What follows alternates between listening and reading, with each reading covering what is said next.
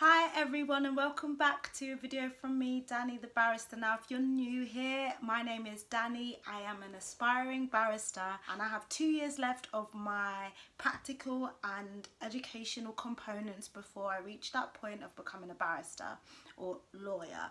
So here are my videos on journey to the bar. This is following from my video on the pros and cons to part-time study. This video is going to be about the pros and cons of full-time study.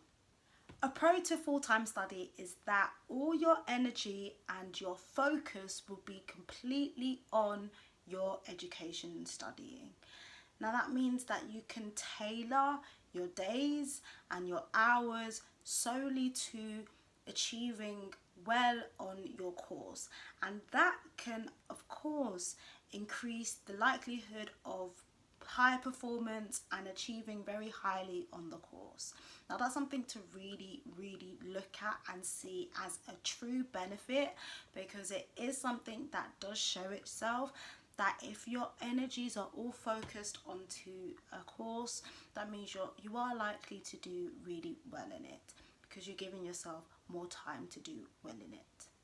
This of course assumes that you will not be working. So of course I've just done a video on pros and cons of studying part-time, but of course alongside full-time study a lot of people work part-time, so that's something that we will consider in a minute. A pro to full-time study as opposed to part-time study is that there's a quicker time of completing the course. So rather than doing it part-time, if a 1 year course, it's in 2 years. If you're doing it part-time, you have 1 year to complete that course and focus yourself on that course. It means that you'll get to your end result of the career you want in a more timely fashion.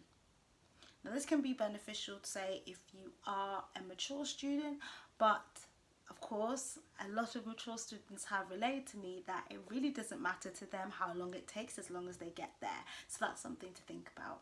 Again, if you are comparing full-time to part-time study, one pro to full-time studying is that financially it's less of a burden to commit to something for 1 year rather than 2 years, or 3 years rather than 6 years, depending on the length of your course.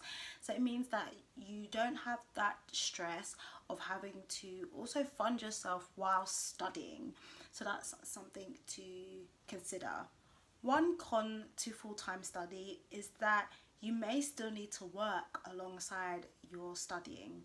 So that means that it would be really intense to work part-time and to study full-time, and that may mean sacrificing personal time, time with friends, time for your hobbies.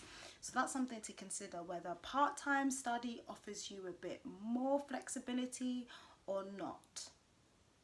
Another issue with full-time study is the pressure. There is pressure to achieve and do in a small amount of time compared to part-time study. And even if we don't do that comparison, it can sometimes feel like those exams creep up on you really quickly, especially if you're doing a 1 year course. So that can again increase stress and pressure and make the experience somewhat uneasy. So that's a real con to full-time study. Alongside having technically less time, if you compare it to part-time study, having that less time means that you have less time to grapple with what you are learning. Your understandings would have to happen in a shorter period of time, and it gives you less leeway for those times where you make mistakes. You have to do a quick turnover in learning from your mistakes and achieving well. Thank you so much for watching this video. I hope this has given you some insight and some food for thought. It definitely is the things that I thought about when I was considering whether to work full-time and study part-time. Make sure to watch my other videos on my channel. Until then, I'll see you in my next one. See you later. Bye!